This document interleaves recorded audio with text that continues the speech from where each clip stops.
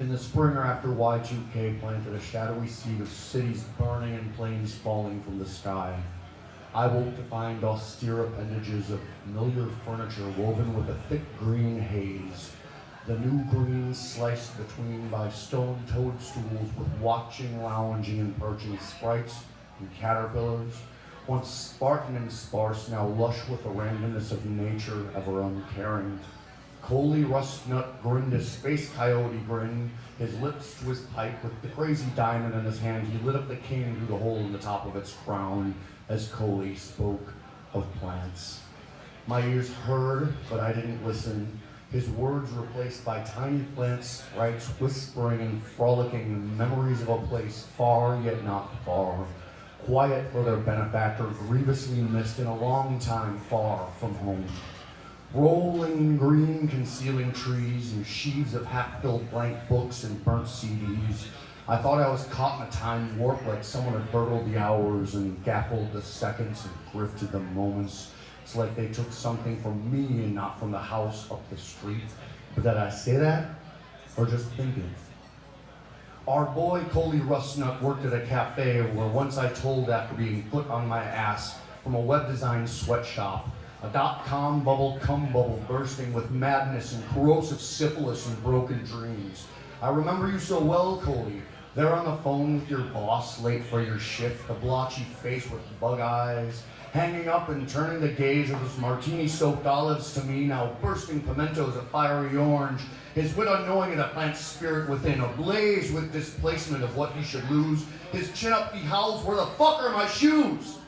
The relentless assault of the personal effects of Coley Rustnut commenced in the windowsill, I said. But did I say that, or just thinking? So Tootie comes down from her parapet hollow and lighting a Camel attached to me at grave. She said I just tried to stay out of the way. But did I say that, she thought, or just thinking? Dear Tootie, who always would giggle at rhymes, Tootie, who always had sun in her smile and was down for good times, her voice dodging like a daredevil because she spoke around Coley. It doesn't matter where though, what I might matter.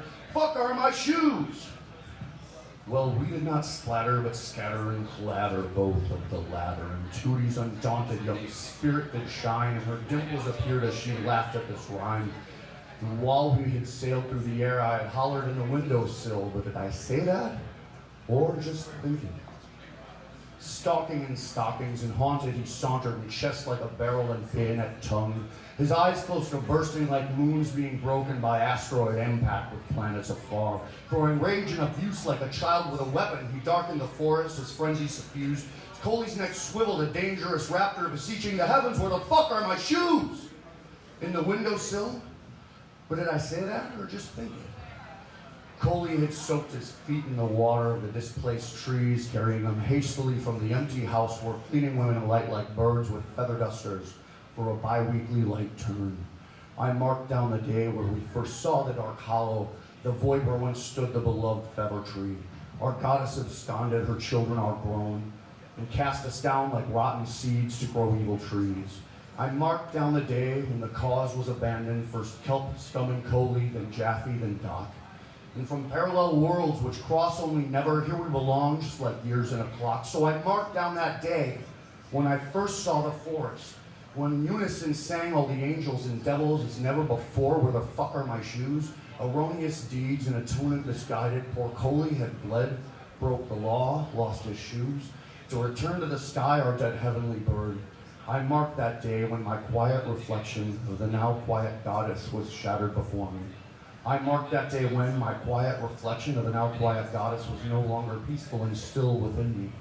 I marked that day when my quiet reflection was lost and forgotten with light of poor Coley 2 rooms away. His first coherent thought that day, in the windowsill he wondered, but did I say that, or just think it? Thanks, come on down.